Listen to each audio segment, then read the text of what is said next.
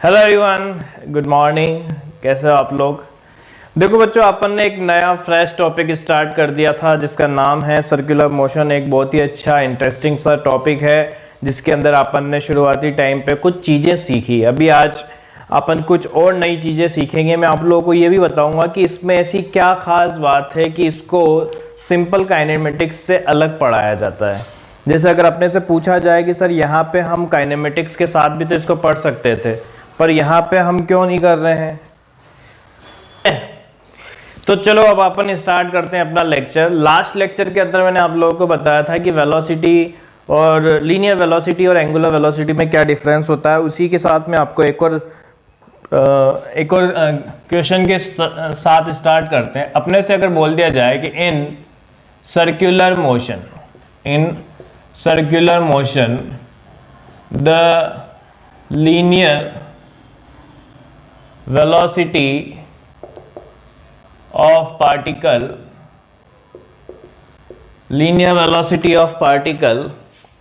v is equal to x I cap minus 3j cap plus 2k cap और angular velocity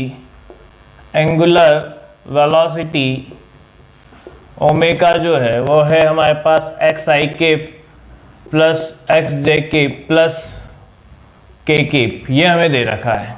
ठीक है, आपसे बोला हुआ है find the value of x. क्या पूछा हुआ है कि एक्स की वैल्यू बताओ। अब देखो बच्चों, ये सिंपल सा किस पे बेस्ड एग्जांपल है। ये सिंपल सा बेस्ड है हमारे अगर अपन बात करें तो ये बेस्ड है हमारे क्रॉस प्रोडक्ट पे। अगर आप लोग ध्यान से समझो, मैंने आप लोगों को बताया था जैसे सर्कुलर मोशन की अगर अपन बात करें तो मैंने आपको कहा था v is equal to omega vector cross are vector. बोला था या नहीं बोला? v वेक्टर तो यहाँ पे क्या थी? Linear velocity. ओमेगा क्या था? Angular velocity. और r क्या था? ये हमारे वेक्टर था कहाँ से? सेंटर से पॉइंट ऑफ एप्लीकेशन की तरफ, है ना।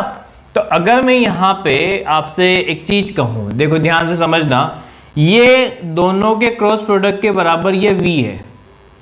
क्या है? दोनों के क्रॉस प्रोडक्ट के बराबर ये क्या है? v है। तो अपन ऐसे कह सकते हैं कि v is perpendicular to omega and v is perpendicular to r। दोनों के परपेंडिकुलर है ना यहाँ पे। तो अगर यहाँ अपन बात करें तो अपन ऐसे कह सकते हैं v vector dot omega vector की वैल्यू जो है वो क्या है? 0।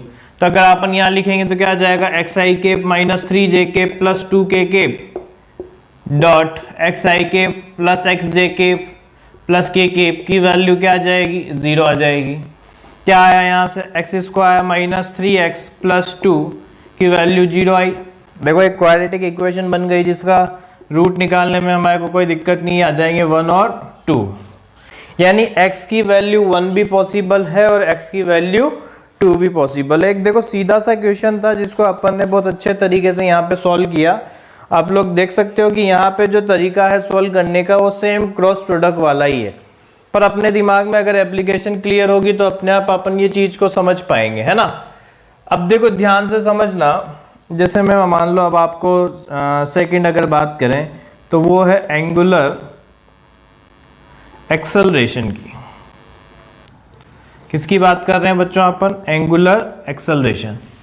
अभी तक अपन ने चर्चा जिसके बारे में करी वो थी एंगुलर वेलोसिटी के बारे में, जिसमें अपन ने देखा था कि एवरेज एंगुलर वेलोसिटी क्या होती है और एक अपन ने देखा था कि लीनियर एंगुलर वेलोसिटी क्या होती है ना। अब अपन बात करते हैं बच्चों एंगुलर एक्सेलरेशन की। एंगुलर एक्सेलरेशन जो होता है वो क्या होगा उसके बारे में अगर अपन चर्चा करने जाएं तो देखो जैसे वहां पे एक्सेलरेशन होता था तो अपन क्या बोलते थे कि change in velocity with respect to time जो अपन कहते थे, वैसे ही यहाँ पे क्या हो जाएगा जब अपने से पूछा जाए एंगुलर एक्सेलरेशन के बारे में। किसके बारे में पूछा जाए? एंगुलर एक्सेलरेशन के बारे में। तो अपन क्या कह सकते हैं? Change in angular velocity with respect to time is called as angular acceleration.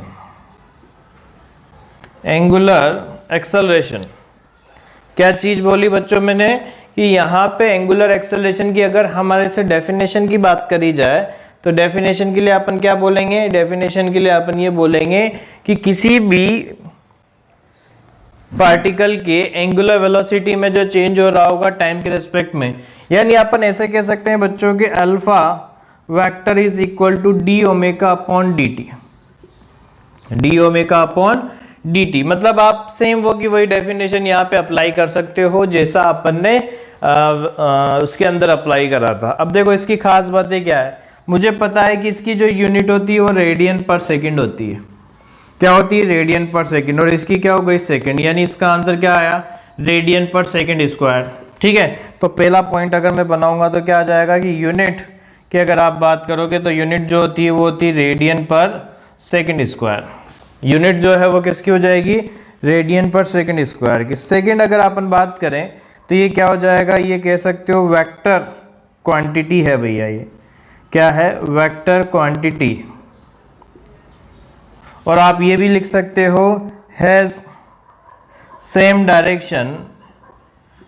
Direction as omega. मतलब जैसे ओमेगा की डायरेक्शन आती है ना, वैसे ही आप यहाँ पे ये कह सकते हो कि अल्फा की भी वो की वही डायरेक्शन आएगी, इसके अंदर कोई भी डिफरेंसेस नहीं आएंगे। ठीक है ना।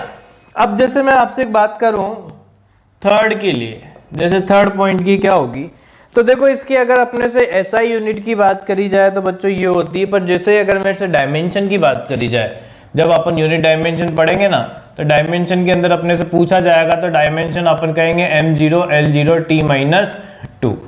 केवल पर सेकंड स्क्वायर को ही डायमेंशन के अंदर कंसीडर किया जाता है, बाकी ये जो रेडियन है इसकी कोई भी डायमेंशन नहीं होती है। ये अपने को फिलहाल अच्छे से ध्यान में रखना है। ठीक है। अच्छा, अब इसके अंदर वही चीज है, अगर मैं कहूं कि इंस्टेंटेनियस, अब मैं ज्यादा डिटेल में तो नहीं बता रहा हूं, तो इंस्टेंटेनियस एंगुलर एक्सेलरेशन की बात करूं, एंगुलर एक्सेलरेशन की, तो आप ऐसे कह दोगे कि अल्फा इंस्टेंटेनियस जो होता है वो होता है D omega upon D T, यहां से ये अल्फा। और अगर मेरे से पूछा जाए एवरेज की, एवरेज एंगुलर एक्सेलरेशन, तो यहाँ पे अल्फा एवरेज जो होता है वो क्या होता है? Delta omega upon delta T. तो दोनों चीजों में फर्क है, दोनों को आपको अलग अलग रखना पड़ेगा, दोनों चीजें सेम नहीं रख सकते। इंस्टेंटेनियस का मतलब किसी भी पर्टिकुलर इंस्टेंट पे जो एंगुलर वेलोसिटी में चेंज है। एवरेज का मतलब क्या हो गया कि टोटल टाइम ड्यूरेशन के अंदर जो एंगुलर एक्सेलरेशन में चेंज आ रहा है वो। ठीक है। अब आप सोच रहे होंगे कि इसके अंदर अगर हम निकालेंगे तो यहाँ पे क्या होगा, तो जैसे अगर मैं आपसे कहूँ बच्चों, तो एक चीज होती है अपन ने लास्ट लेक्चर के अंदर देखी थी, relation between angular acceleration and linear acceleration की। किसकी बात कर रहे हैं अपन?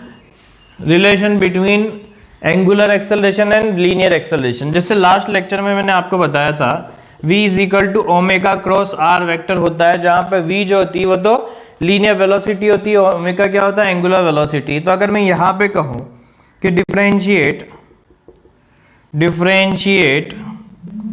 The equation with respect to time, क्या आ जाएगा? dv upon dt is equal to D omega upon D T cross are vector plus omega cross D are upon D T, यह आ जाएगा। अब यहाँ पे अगर मैं कहूँ कि since distance from centre is fixed, distance from centre is fixed, तो अपन ऐसे कह सकते हैं D R upon D T की जो वैल्यू है वो क्या आएगी? 0। D R by D T की वैल्यू जो आएगी वो क्या आ जाएगी? 0 आ जाएगी। तो D R by D T की वैल्यू अगर 0 आ जाएगी तो यहाँ से अपन ऐसे कह सकते हैं ये D V upon D T का चेंज इन वेलोसिटी, यानी इसको लिख सकते हैं टेंजेंशियल एक्सेलरेशन। ये ध्यान में रखना, अभी मैं और इसके बारे में डिटेल से चर्चा करूंगा, है ना। तो यहाँ से देखो क्या चीज निकल के आई कि एटी वेक्टर की वैल्यू क्या आ गई? ये आ गई d omega by D t, यानी alpha vector cross are vector, alpha vector cross are vector. ये चीज समझ जाना कि अल्फा की जो डायरेक्शन होगी वो हमेशा ओमेगा की डायरेक्शन में होती है और अल्फा की जो एटी की जो डायरेक्शन होगी वो वेलोसिटी की डायरेक्शन होगी, है ना। ये अगर विजिबल नहीं है तो मैं इसको थोड़ा नीचे लिख देता हूं। AT vector is equal to alpha vector cross are vector. यहाँ पे एटी जो है वो ये है ना। अब मुझे एक चीज बताओ, ऐसा अगर मैं यहाँ पे कहूँ अल्फा, ये तो एंगुलर एक्सेलरेशन आ गया, एंगुलर एक्सेलरेशन, ये क्या है, centre two point of application, centre two point of application, ठीक है। और एटी क्या है, टेंजेंशियल एक्सेलरेशन। एटी यहां पे क्या है, टेंजेंशियल एक्सेलरेशन, ठीक है। अब मुझे एक चीज बताओ, देखो मैं इसमें एक चीज बताता हूं, देखो सबसे इंपॉर्टेंट पॉइंट जो होता है, फिर इसके बाद अपन आगे चर्चा करेंगे, ये मैं प्रूव करके भी बताऊंगा। जब अपने से पूछा जाए ना तो क्या होता है, in circular motion, in circular motion there are two acceleration, there are two acceleration, one along the center and one along the tangential direction, tangential direction। क्या चीज हो गई कि एक तो जो होता है वो तो सेंटर की तरफ होता है और एक क्या होता है, टेंजेंशियल। इसे जो बोला जाता है, मैं अभी आपको इसको प्रूव करके भी बताऊंगा। ये जैसे ये है तो यहाँ पे एक एक्सेलरेशन लग रहा होगा और एक एटी लग रहा होगा, इसे तो बोला जाता है बच्चों सेंट्रीपिटल एक्सेलरेशन। क्या बोला जाता है, सेंट्रीपिटल एक्सेलरेशन, ठीक है। और इसे क्या बोला जाता है, टेंजेंशियल एक्सेलरेशन, ठीक है ना। ये अगर अपने से पूछा जाए तो इसमें क्या चीज है जो अपने को ध्यान में रखनी है, ये तो रेस्पॉन्सिबल होता है, रेस्पॉन्सिबल फॉर सर्कुलर मोशन। क्या चीज बोली मैंने, ये जो होता है ये तो किसके लिए रेस्पॉन्सिबल होता है, सर्कुलर मोशन के अंदर। मतलब if circular motion, if circular motion, it must be there, it must be there, है ना। ये रेस्पॉन्सिबल है सर्कुलर मोशन के लिए, ध्यान से समझना है ना। और ये क्या है, responsible, responsible for change in velocity. मतलब सर्कुलर मोशन यूनिफॉर्म होगी या नॉन यूनिफॉर्म होगी वो कौन डिसाइड करेगा, एटी डिसाइड करेगा। अपन इसके बारे में थोड़ा लिख भी लेंगे, चर्चा भी कर लेंगे। एक बार जल्दी से सभी बच्चे अगर समझ में आ गया हो तो रिप्लाई कर दें और मुझे कमेंट के थ्रू बता दें कि अगर कोई डाउट हो तो आप लोग पूछ सकते हो, अदरवाइज फिर अपन आगे बढ़े। जल्दी से सभी बच्चे मुझे रिप्लाई कर दो।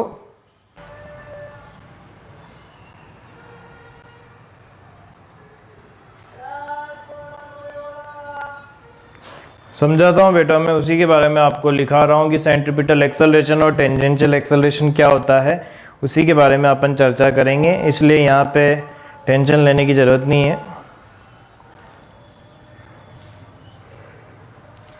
चलो, तो बात कर रहे थे हम किसकी, सेंट्रीपिटल एक्सेलरेशन की। किसकी बात कर रहे थे हम, सेंट्रीपिटल एक्सेलरेशन की। देखो बच्चों, जब कभी भी, जैसे मैं आपको एक सीधी सी बात बताता हूँ, ठीक है ना। देखो इसको समझना, इससे तुम्हारे को चीजें क्लियर हो जाएगी। मान लो ये एक कपड़ा है, ठीक है, और मैं क्या कर रहा हूँ, इसको घुमा रहा हूँ, ये ठीक। अब ऐसे देखो, यूं घुमाया मैंने, ठीक है। जब आप इसको, या यूं देखो, जब आप इसको घुमा रहे हो तो इसका मतलब अगर आपने इसको या यूं इसको इससे देखो, ठीक है ना, ये हमने घुमाया, तो जब आप इसको सिंपल से ऐसे घुमा रहे हो तो ये कांस्टेंट आपकी क्या है, एंगुलर वेलोसिटी, ठीक। कांस्टेंट एंगुलर वेलोसिटी, तो आप यहाँ पे क्या कह सकते हो कि एंगुलर एक्सेलरेशन इसका क्या है, 0 है। पर ये डिसाइड करेगा कि जो मोशन है वो यूनिफॉर्म मोशन है या नॉन यूनिफॉर्म मोशन है। पर अगर सर्कुलर मोशन हो रही है तो एक ऐसी चीज होगी जो उसको यहाँ पे बांध के रखेगी, जो हमेशा सेंटर की तरफ उसको लगाए रखेगी, तभी तो वो उसकी तरफ घूम रहा होगा। उस एक्सेलरेशन को अपन क्या बोलते हैं? Centripetal acceleration. मतलब आप ऐसे कह सकते हो, the acceleration which always act towards the centre,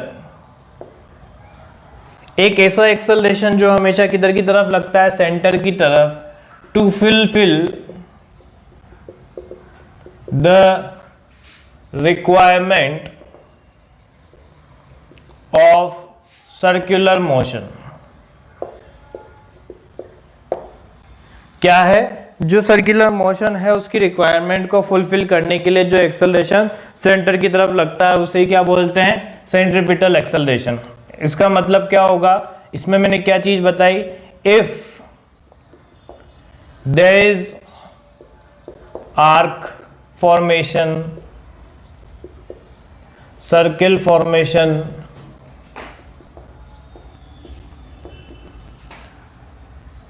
particle always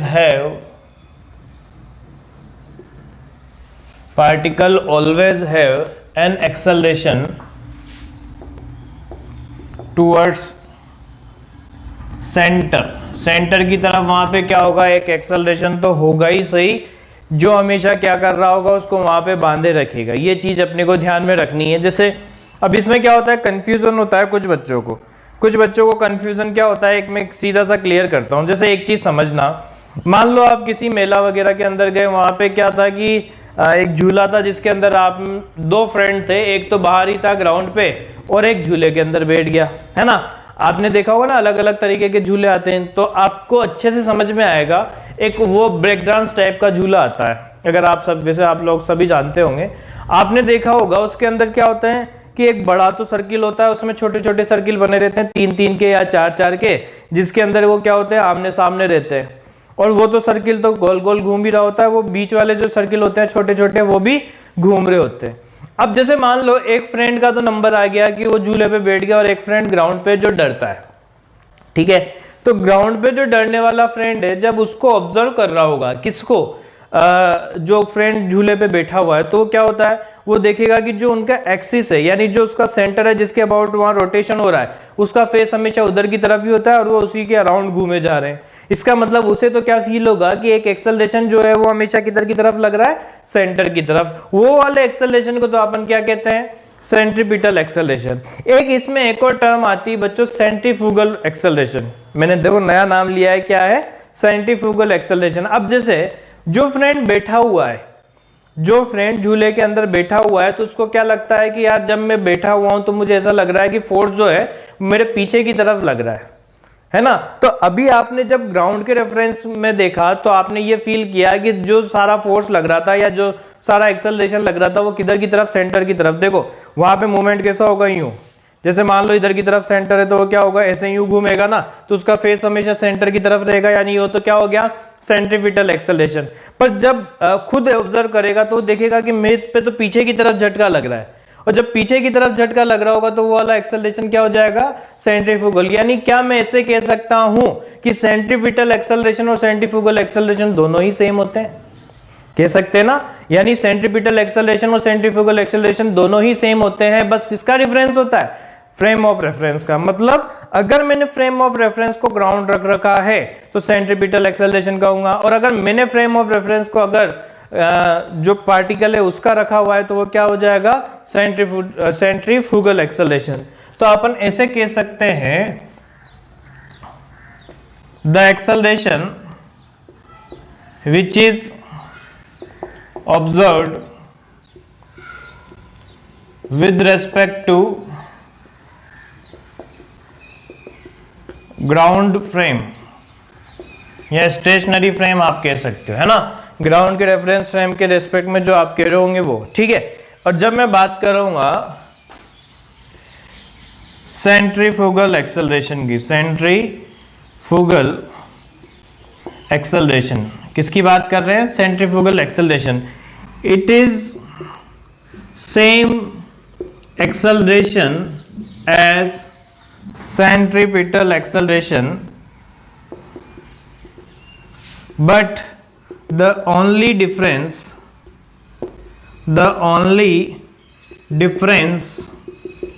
is frame of reference। जो सबसे बड़ा डिफरेंस है वो कौन सा है? फ्रेम ऑफ रेफरेंस का। when frame of reference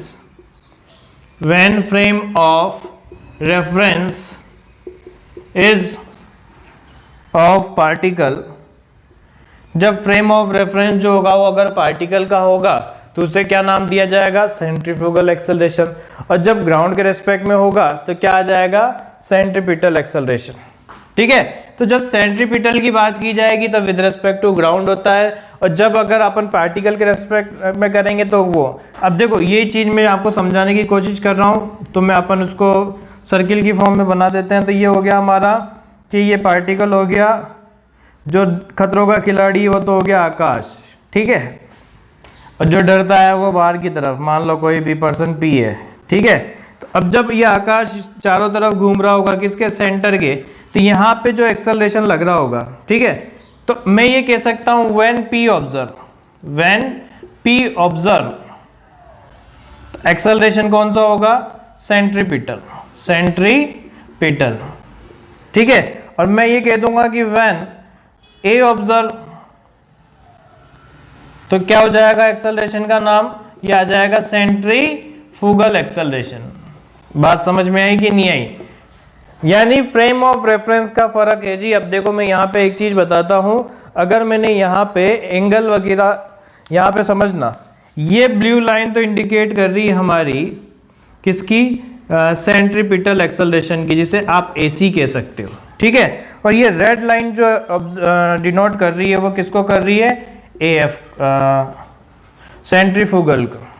ठीक है ना, तो सेंट्रीफ्यूगल और सेंट्रीपिटल दोनों क्या होते हैं? बराबर होते हैं। AC is equal to AF। पर एक चीज हमेशा ध्यान में रखना है, at a time only one acceleration. क्या होता है कि एक टाइम पे केवल एक ही एक्सेलरेशन होगा, बाकी दूसरा आप यहाँ पे यूज नहीं कर सकते। क्योंकि देखो या तो आपका जो फ्रेम ऑफ रेफरेंस होगा या तो P होगा या फिर एट ए टाइम क्या होगा? A। यानी या तो आप ग्राउंड के रेस्पेक्ट में ऑब्जर्व कर रहे होंगे या फिर किसके रेस्पेक्ट में ऑब्जर्व करोगे? पार्टिकल के रेस्पेक्ट में। तो जब ग्राउंड के रेस्पेक्ट में ऑब्जर्व करोगे तो सेंटर की तरफ फोर्स लग रहा होगा, और जब ग्राउंड के रेफरेंस में करो पार्टिकल के रेफरेंस फ्रेम में करोगे तो ये क्या हो जाएगा? सूडो फोर्स की तरह काम करेगा। मतलब आप ऐसे कह सकते हो बेसिकली जो सूडो सेंट्रीफ्यूगल फोर्स है वो सेंट्रीपिटल का ही एक सूडो फोर्स का टाइप है ना। जैसे अपन कहते हैं ना कि कोई भी चीज आगे चलती है तो उसके अंदर बैठे हुए जो पार्टिकल्स होते हैं उस पर फोर्स किधर लगता है? पीछे की तरफ लगता है। वही चीज अपन यहाँ कह सकते हैं कि ग्राउंड के रेफरेंस में तो उनको लग रहा था कि सेंटर की तरफ लग रहा है फोर्स, जो हमें सेंटर की तरफ घुमाया जा रहा है। और अगर जैसे ही हम बैठे तो हमें पता लगा रहे यार सेंटर की तरफ नहीं लग रहा, ये तो एक्चुअल में बाहर की तरफ फोर्स लग रहा है। बात समझ में आ गई? ये कैसे आएगा ये मैं आपको बताऊंगा। अब चर्चा करते हैं अपन किसके बारे में? टेंजेंशियल एक्सेलरेशन के बारे में। टेंजेंशियल एक्सेलरेशन के बारे में, ठीक है। जैसा किसी एक बच्चे ने मेरे से पूछा है कि टेंजेंशियल एक्सेलरेशन के बारे में भी सर वापस से बताओ, तो बेटा टेंजेंशियल एक्सेलरेशन तो का काम तो केवल ये होता है कि टेंजेंशियल डायरेक्शन में वेलोसिटी बनी रहे, है ना। अब अगर मान लो एक्सेलरेशन है तो इसका मतलब नॉन यूनिफॉर्म सर्कुलर मोशन है, और अगर एक्सेलरेशन नहीं है इसका मतलब यूनिफॉर्म सर्कुलर मोशन है। जैसे मैं एक सीधी सी बात बताता हूं कि अगर AT की वैल्यू 0 है तो आप ऐसे कह सकते हो यूनिफॉर्म सर्कुलर मोशन, यानी अल्फा वहां पे क्या रहा होगा? 0। एंगुलर एक्सेलरेशन क्या रहा होगा? 0। यानी आप ऐसे कह सकते हो वेलोसिटी जो है वो क्या रहेगी? कांस्टेंट रहेगी। और आप ये भी कह सकते हैं एंगुलर वेलोसिटी वो भी क्या रहेगी? कांस्टेंट। मतलब टेंजेंशियल एक्सेलरेशन का काम तो केवल टेंजेंशियल डायरेक्शन में वेलोसिटी है या type of circular motion decide करने का है, बाकी इसका सर्कुलर मोशन के अंदर ऐसा एज सच कोई लेना देना नहीं है। पर अगर मैं कहूं AT की वैल्यू नॉन जीरो है, यानी फिर आप क्या कहोगे, non uniform circular motion. Non uniform circular motion यानी अल्फा नॉट इक्वल टू 0, यानी वेलोसिटी जो है वो क्या है, वेरिएबल है, और यहाँ पे ओमेगा भी क्या है, वेरिएबल है। तो एक चीज अपने को हमेशा ध्यान में रखना है भैया कि अगर AT की वैल्यू 0 है, इसका मतलब देखो ऑब्वियस सी बात है, AT की वैल्यू 0 है, इसका मतलब अगर मैं बात करूं, अभी मैंने आपको बताया था AT की वैल्यू होती है alpha vector cross R vector होता है, और अगर मैं इन मैग्नीट्यूड की बात करूं, इन वेक्टर फॉर्म है तो ये इन वेक्टर, और अगर AT की बात करूं तो ये क्या हो जाएगा, R इंटू अल्फा। अब मुझे बताओ, ये तो इन मैग्नीट्यूड है, इन मैग्नीट्यूड। अब अगर अपन कहें कि एंगुलर एक्सेलरेशन 0 है तो AT भी क्या हो जाएगा, 0। तो यूनिफॉर्म सर्कुलर मोशन और नॉन यूनिफॉर्म सर्कुलर मोशन कौन डिसाइड करता है, ये डिसाइड करता है, ठीक है ना। तो ये चीजें अपने को ध्यान में रखनी है, एक छोटी छोटी चीजें जो होती है ना, वही क्या होती है, एग्जाम के अंदर गलतियां करा देती है। अब देखो मैं यहाँ पे एक और इंटरेस्टिंग सी चीज बताता हूं आपको,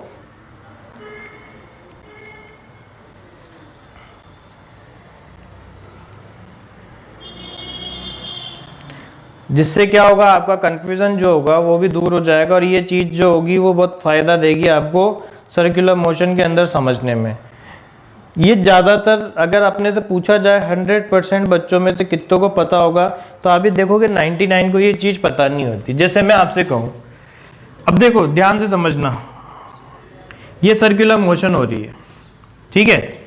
तो अगर मैंने ये कह दिया यूनिफॉर्म सर्कुलर मोशन है, यूनिफॉर्म सर्कुलर मोशन, तो आप क्या कहोगे कि ये डायरेक्शन तो AT की थी, ये डायरेक्शन AC की थी, अपन तो विद रेस्पेक्ट टू ग्राउंड ही ऑब्जर्व कर रहे हैं, ठीक है, ग्राउंड ही ऑब्जर्व कर रहे हैं, ठीक है। तो आप क्या कहोगे, भैया ये तो AT है, ये AC है, पर यहाँ पे AT की वैल्यू तो क्या हो गई, 0। इसका मतलब अगर मैं आपसे कहूँ तो A नेट क्या होगा, तो A नेट तो यही होगा ना, AC का स्क्वायर प्लस AT का स्क्वायर। भाई नेट एक्सेलरेशन दो होते हैं, कौन से, एक तो सेंट्रीपिटल और एक कौन सा हो गया, टेंजेंशियल। सेंट्रीफ्यूगल तो जब रेफरेंस फ्रेम को आप चेंज करोगे तो, है ना। तो यहाँ पे आप क्या कह सकते हो, AC ही आएगा ओनली। इसका मतलब जब यूनिफॉर्म सर्कुलर मोशन है तब भी एक एक्सेलरेशन तो फिक्स होगा, और वो कौन सा होगा, AC, ठीक है। और जब मैं बात करूंगा किसके बारे में, जब अपन बात कर रहे हैं नॉन यूनिफॉर्म सर्कुलर मोशन के बारे में, तो ये AC और ये क्या हो गया, AT, जो कि 0 के इक्वल नहीं है, यानी क्या हो गया, non uniform circular motion, non uniform circular motion. तो यहाँ क्या कहोगे कि N8 की जो वैल्यू आएगी वो under root of AC square plus AT square आने वाली है। क्या आने वाली है, N8 की जो वैल्यू आने वाली है वो क्या आ जाएगी, AC square plus AT square, यानी आप ऐसे कह सकते हो कि यहाँ कहीं आएगी, डायरेक्शन जो आने वाली है किधर की तरफ आने वाली, इधर, ये N8 आ चुका है, ठीक है। तो अपने को ये चीज ध्यान में रखनी है कि अगर सर्कुलर मोशन यूनिफॉर्म है तो वहां केवल एक ही एक्सेलरेशन होगा। अब देखो इससे क्या चीज होती है, जैसे मैं एक स्टेटमेंट जो बोलता हूं सही है नहीं है, स्टेटमेंट 1 इन यूनिफॉर्म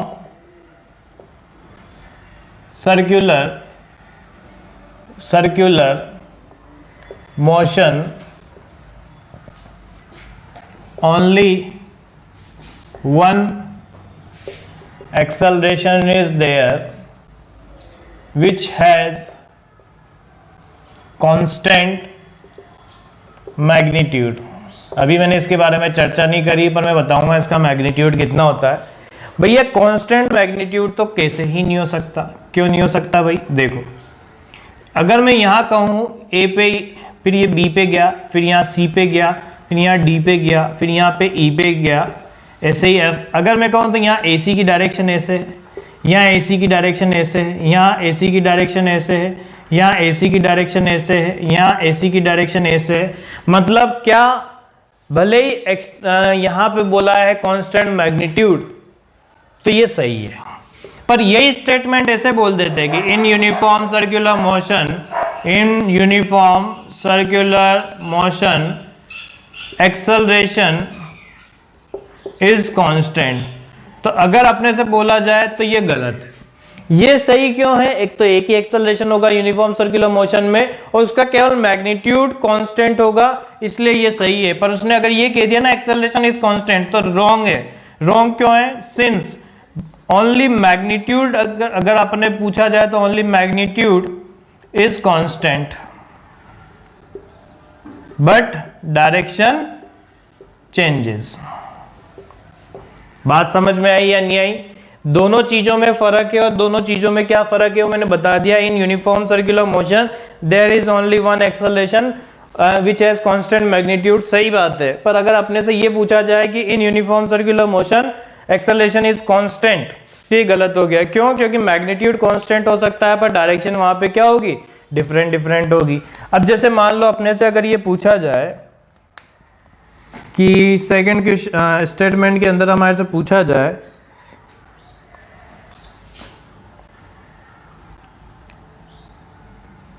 तो AC यूं पूछा जाए इन circular motion AC is responsible for change in direction, तो बिल्कुल सही बात है, करेक्ट। आप यहां लिख सकते हो करेक्ट। रीजन, जब भी किसी भी चीज को अगर आप बांध के सर्कुलर मोशन कराओगे तो सेंटर की तरफ वाला फोर्स ही तो क्या कर रहा होगा? उसको फिक्स डिस्टेंस पे मेंटेन कर रहा होगा। यानी यहाँ पे क्या हो गया? ये वाली बात बिल्कुल सही है। तो अगर मैं यहाँ स्टेटमेंट 1 में कहूँ कि सर्कुलर मोशन में ऐसी जो होता है वो रिस्पॉन्सिबल होता है चेंज इन डायरेक्शन के लिए, तो बिल्कुल सही बात है। तो AT किस लिए? केवल चेंज इन वेलोसिटी के लिए। चेंज इन डायरेक्शन के लिए तो AC रिस्पॉन्सिबल है, चेंज इन वेलोसिटी के लिए कौन रिस्पॉन्सिबल है? AT।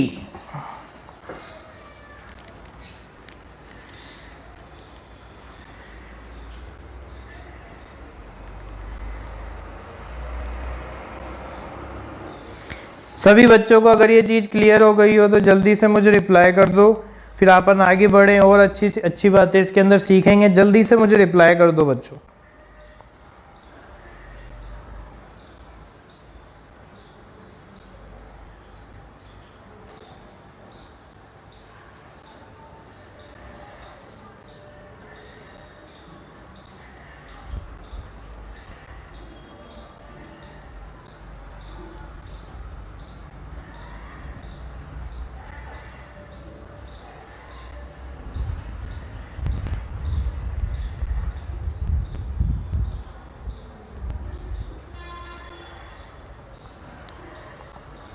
जल्दी से सभी बच्चों को ये चीज़ क्लियर हो तो रिप्लाई कर दो।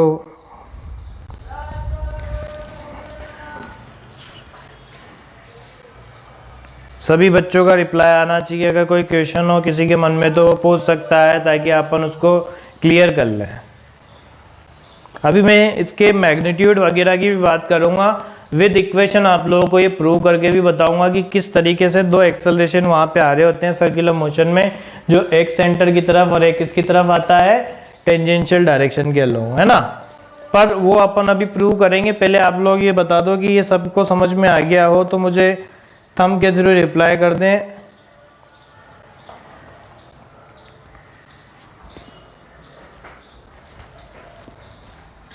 ठीक है,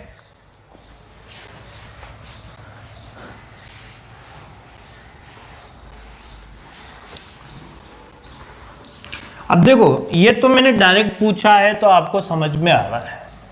क्या कर रहा है? डायरेक्ट पूछा है तो आपको ये चीज समझ में आ रही है। अगर मैं इनडायरेक्ट वे में पूछूंगा ना तो ये चीजें आप लोगों को समझ में नहीं आएगी और इसी में आपको क्या आ जाएगी? प्रॉब्लम आ जाएगी। और कैसे प्रॉब्लम आएगी चलो समझें। देखो अगर मैं यहाँ पे बात करूं, जैसे मेरे से पूछ लिया जाए कि ये है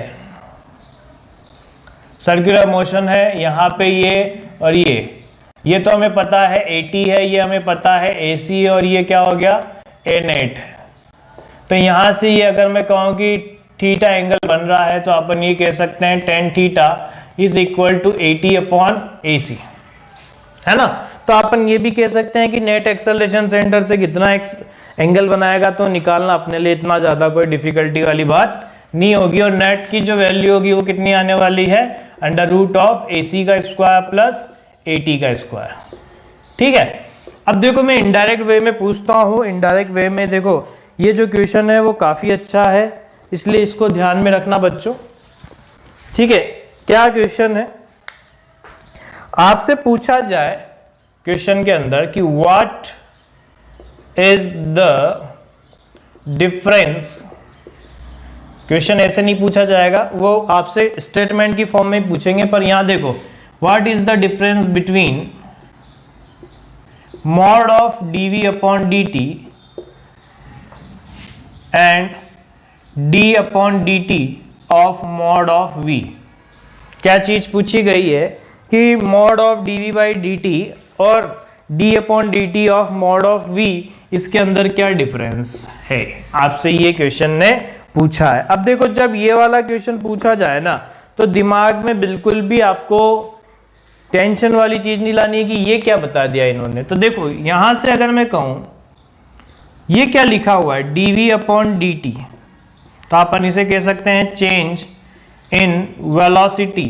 पहले तो इसी के बारे में चर्चा करते हैं, change in velocity with respect to time. ये चीज कह सकते हो कि वेलोसिटी का टाइम के रेस्पेक्ट में जो चेंज होता है उसे क्या बोलते हैं अपन, dv बाई dt। अगर मैं इसका मोड ले लूं तो change in velocity with respect to time का मोड क्या बन जाएगा, ये मैग्नीट्यूड बन जाएगा कि नहीं बन जाएगा, मैग्नीट्यूड ऑफ एक्सेलरेशन।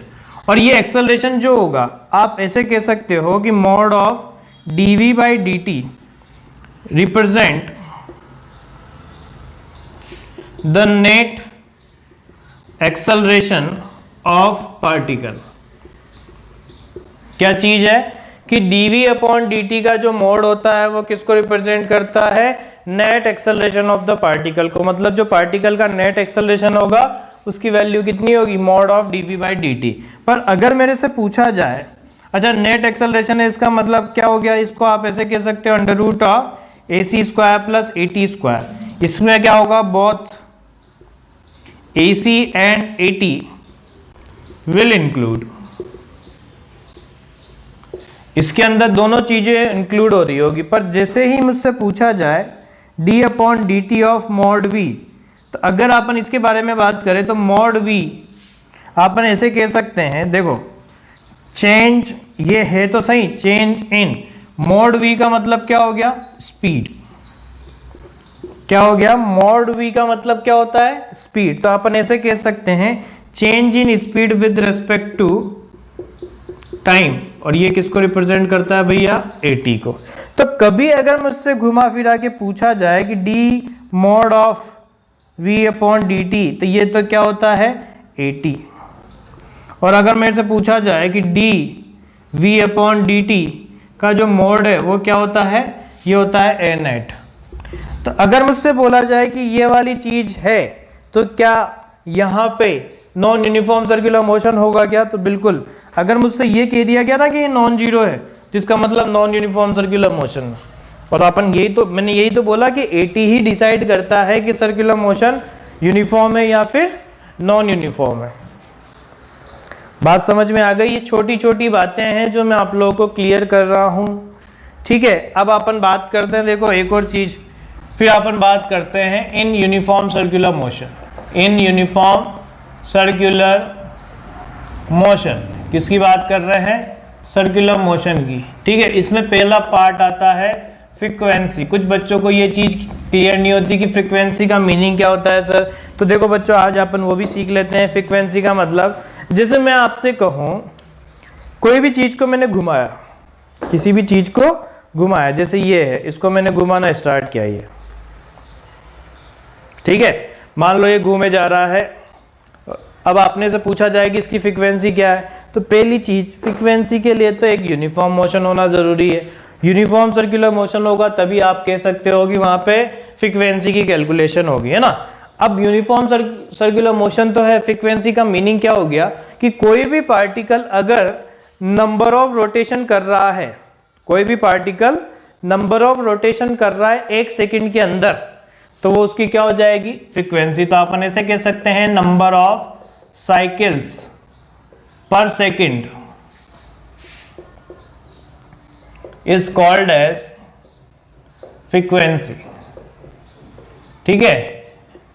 रिप्रेजेंटेशन कभी कभी कैसा होता है ये भी देख लें। रिप्रेजेंटेशन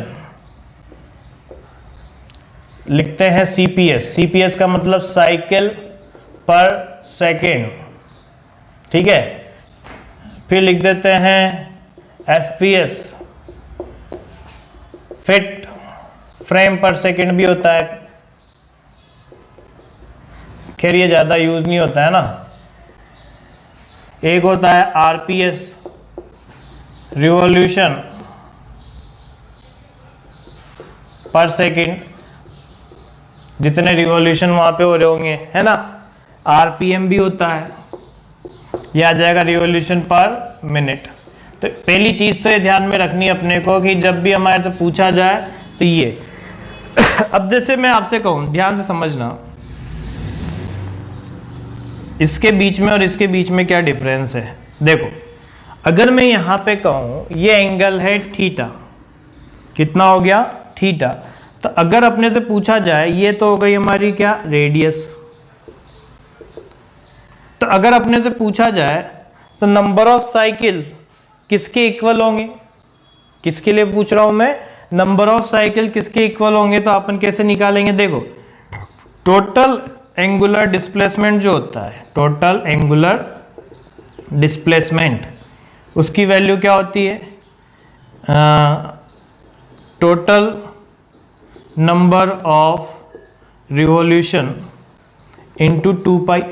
भाई एक सर्किल घूमने में जो उसका एंगुलर डिस्प्लेसमेंट होता है वो कितना होता है 2 पाई। भाई कंप्लीट घूमेगा यानी 360 डिग्री घूमा, जितने, अब देखो नंबर ऑफ रिवॉल्यूशन तो किस वो भी हो सकते हैं, हाफ रिवॉल्यूशन, 1/4 हो गया, 1/3 हो गया, 4 हो गया, 5 हो गया, कुछ भी हो सकते हैं। तो अपन ऐसे कह सकते हैं कि theta is equal to 2n pi, या 2 पाई n ऐसे कर लो, 2 पाई n, जहां पे n क्या होता है नंबर ऑफ रिवॉल्यूशन और थीटा क्या हो गया एंगुलर डिस्प्लेसमेंट।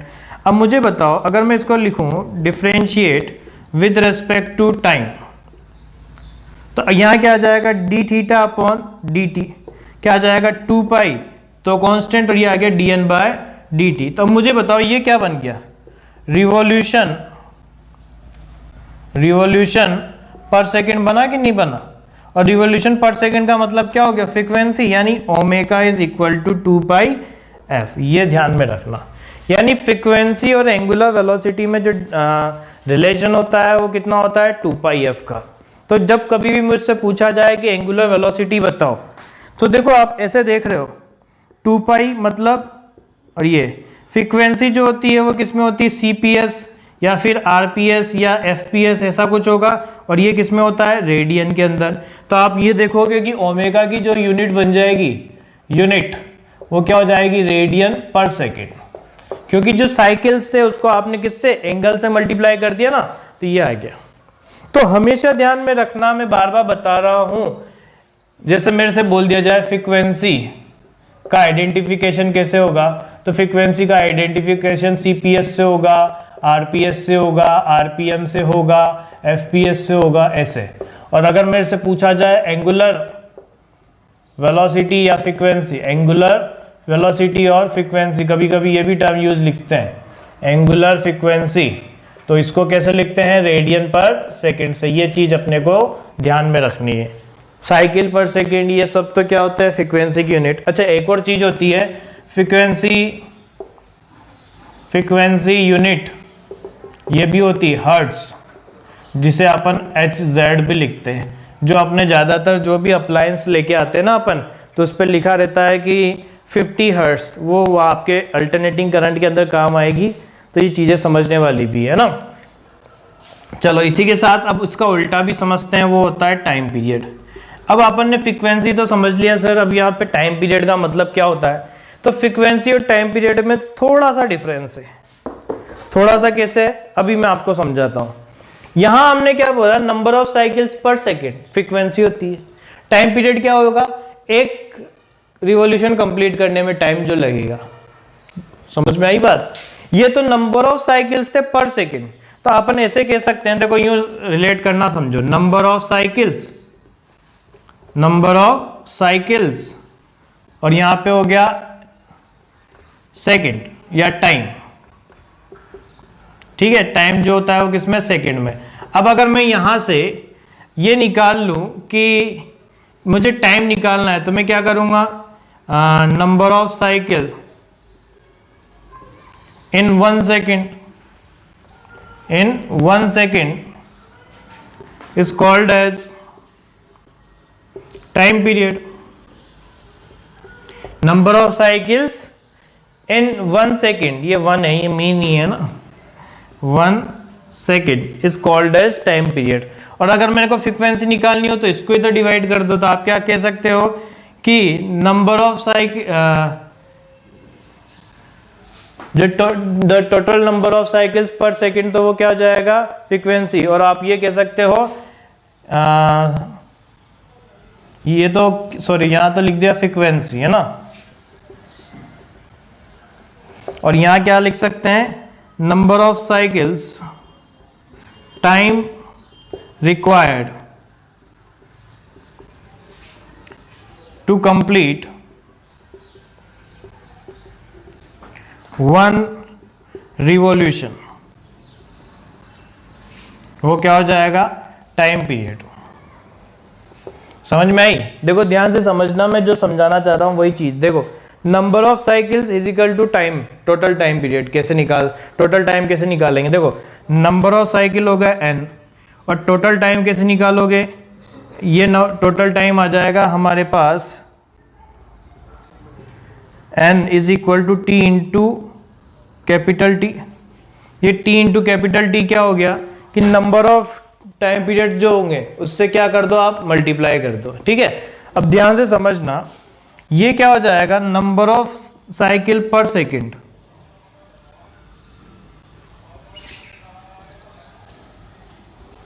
फ्रीक्वेंसी जो आ जाएगी, यार डायरेक्ट बता देता हूं, फ्रीक्वेंसी वो आ जाएगी नंबर ऑफ साइकिल पर सेकेंड। ठीक है, और टाइम पीरियड क्या आ जाएगा, वो टाइम पीरियड आ जाएगा हमारे पास 1/f, यानी second upon number of cycle.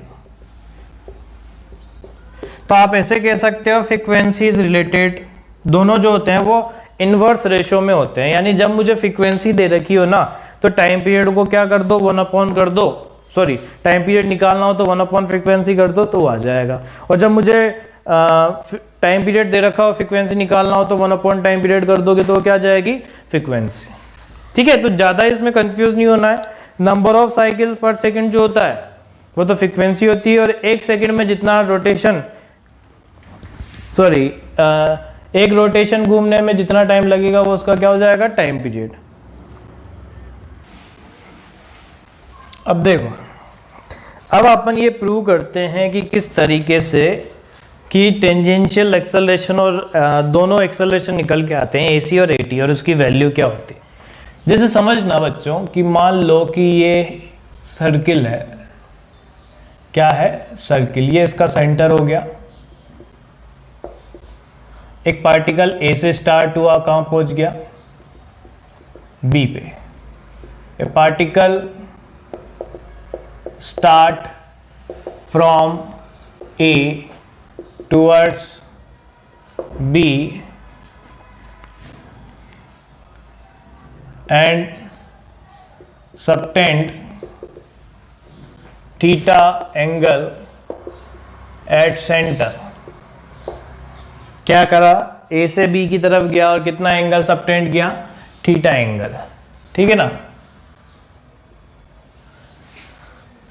चलो radius of circle, radius of circle is capital R and ER cap, ये ध्यान से समझना, is the unit vector along radial direction, radial direction. ध्यान से समझना कि जब भी आप इधर से उधर की तरफ घूमोगे तो जो रेडियस की तरफ वाला वेक्टर है ना, वो तो क्या हो जाएगा, ER कैप। और ET कैप क्या है यहाँ पे, is the unit vector along tangential direction.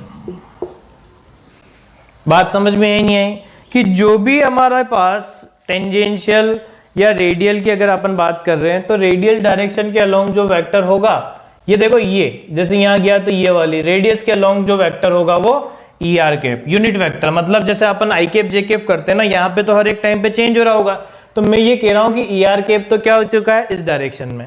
अब मुझे बताओ अगर मैं ये कहूँ कि सेंटर 0,0 है, if we consider centre at 0,0, centre जो है वो 0,0 है, तो अपन क्या लिखेंगे, position coordinate of B will be, position coordinate of B क्या हो जाएंगे, तो ध्यान से समझो, मुझे यहाँ पे एक चीज दिख रही है कि अगर रेडियस इसकी r है तो ये r,0 है। अच्छा यहाँ पे मैं परपेंडिकुलर डालूँ तो ये अपने को दिख रहा है ये वाला r cos थीटा होगा और ये वाला r sin थीटा होगा, तो मैं ऐसे लिख सकता हूँ ना, r of b vector position vector क्या आ जाएगा, ये आ जाएगा हमारे पास r cos थीटा, कौन सी डायरेक्शन में, ये ई आर कैप। ये मत सोचना रेडियस की डायरेक्शन में जो होगा जैसे आई कैप लगाते हो ना, वैसे यहाँ पे क्या आ जाएगा ई आर कैप प्लस, अच्छा ई आर कैप लगाऊंगा तो ये यहाँ पे अगर आप देखोगे तो ये आ गया और ये कितना आ जाएगा E T R sine theta और ये क्या आ जाएगा ई टी कैप। तो आर कॉस थीटा तो रेडियल डायरेक्शन में और आर साइन थीटा किसकी डायरेक्शन में, ई टी कैप की डायरेक्शन में। अब मुझे एक चीज बताओ, अगर मैं यहाँ पूछूं कि D are upon D T क्या होगा, तो D are upon D T क्या हो गया, change in position with respect to time, change in position with respect to time. अगर अपन इसको डिफरेंशिएट करते हैं तो क्या आएगा, देखो d are upon D T, यह आया आर कॉस थीटा का क्या हो जाएगा minus sine theta into d theta by D T, ये e are cap plus r cos theta और ये कितना आ जाएगा D theta upon D t और ये क्या आ जाएगा ई टी कैप। अब मुझे यहाँ क्या दिख रहा है बच्चों, D R by D T की अगर मैं वैल्यू ढंग से देखूँ तो ये लिख रहा है minus R omega sine theta E R cap plus R omega cos theta E T cap. क्या आ गया, minus R omega sine theta E R cap, ये चीज आ गई। अब इसको फर्दर डिफरेंशिएट करो भाई, ये तो हमारे पास वेलोसिटी आई है ना, तो यहाँ पे अगर मैं कहूँ ये इक्वेशन ए है तो अपन इसको फिर से डिफरेंशिएट करें, further differentiation with respect to time क्या आ जाएगा, D two R upon D T square is equal to, अब देखो यहाँ पे डिफरेंशिएशन इजी नहीं होगा, इजी इसलिए नहीं होगा क्योंकि अब ओमेगा भी आ चुका है और ओमेगा आ चुका है, तो पहली चीज ये ध्यान में रखना जब अपन इसका डिफरेंशिएशन करेंगे तो डिफरेंशिएशन में कौन सा रूल लगाना चाहिए, कौन सा रूल लगेगा, प्रोडक्ट रूल। देखो यहाँ पे कैसे लगाएंगे, ये आया minus R D omega upon D T into sine theta, ठीक, प्लस ब्रैकेट में कर देता हूं ये omega into cos theta D theta by D t और इसके साथ ई आर कैप आपने जो लिखा था, ठीक है, फिर प्लस वापस से आर को कांस्टेंट रखा, यहाँ क्या आ जाएगा D omega upon D T into cos theta plus omega into minus sine theta D theta by D t और ये कितना आ जाएगा ई टी कैप। अब मुझे बताओ यहाँ क्या लिखा हुआ है, D omega upon D T, ये तो हो गया अल्फा और D theta by D T यह हो चुका है omega, D omega by D T तो क्या हो गया अल्फा और D theta by D T क्या हो गया ओमेगा, तो ये आया D two R upon D T square is equal to minus R alpha sine theta E R cap और ये आएगा minus R omega square cos theta E R cap. ध्यान से देखो ये D theta by D T भी omega हो गया ना, और यहां अगर अपन देखेंगे तो R alpha cos theta E T cap और ये आ गया minus R omega square sine theta E T cap. अब ये क्या लिखा हुआ है, ए नेट। अब देखो दो चीजें अपन अगर एक साथ ले लें तो क्या आ जाएगा, अगर मैंने ये देखा तो ये आया R alpha minus sine theta E R cap plus cos theta E T cap, और ये क्या आ गया minus omega square are cos theta E R cap, और यहाँ पे plus sine theta E T cap. ध्यान से समझो, समझ में आया।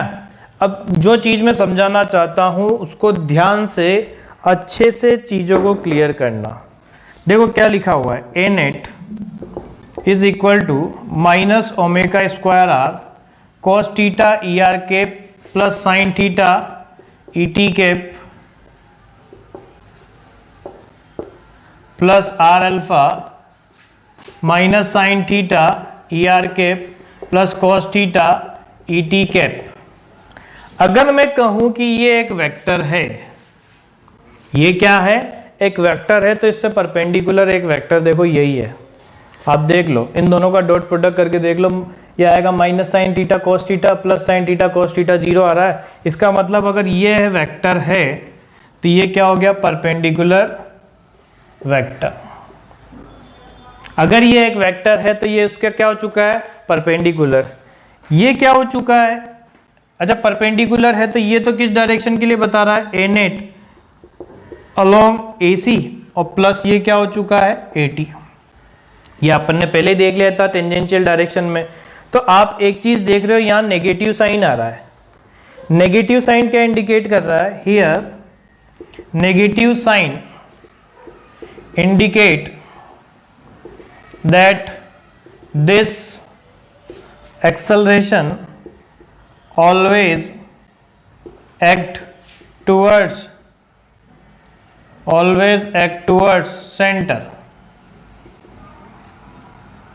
always act towards center। यानी अगर मेरे से पूछा जाए AC, तो AC को अगर आप ये लिख रहे हो तो ये गलत नहीं है, माइनस ओमेगा स्क्वायर आर, पर मैग्नीट्यूड में अपन ये चीज़ लिखते हैं। तो ये चीज़ समझ जाना कि AC की जो वैल्यू होती है वो हमेशा क्या होती है, माइनस ओमेगा स्क्वायर आर, और अगर मैग्नीट्यूड में कहोगे तो ओमेगा स्क्वायर आर। यानी दो एक्सेलरेशन होते हैं, एक तो किधर की तरफ, सेंटर की तरफ, और एक ये AT की वैल्यू तो आर अल्फा होती है और ये होती है ओमेगा स्क्वायर आर, ये AC हो गया। ठीक है ना, तो ये दो वो होते हैं। अब देखो मुझे एक चीज पता है, ओमेगा इज इक्वल टू, जैसे अभी अपन ने देखा था V is equal to omega R, वो ओमेगा क्रॉस आर देखा था ना, ये तो वेक्टर फॉर्म में था, वेक्टर फॉर्म। अगर मैं कहूं V is equal to omega R तो ये क्या आ गया, मैग्नीट्यूड। तो आप ये लिख सकते हो AC की वैल्यू V अपॉन आर का स्क्वायर इंटू आर, यानी क्या आ गया, V स्क्वायर बाय आर। तो अगर मैग्नीट्यूड में मुझे कभी AC निकालना हो तो V स्क्वायर बाय आर कर दो। अब मैं सर्कुलर मोशन में यूनिफॉर्म क्यों कह रहा था, इन यूनिफॉर्म सर्कुलर V कांस्टेंट होगा तो वहां AC भी क्या आ जाता है, कांस्टेंट, क्योंकि रेडियस तो कांस्टेंट है ही, V स्क्वायर बाय आर भी क्या होगा, कांस्टेंट। ठीक है, तो ये था अपन ने सर्कुलर मोशन के बारे में कुछ बातें सीखी। अब अपन इसके और काइनेमेटिक्स वाली चीजें कुछ खास बातें सीखेंगे नेक्स्ट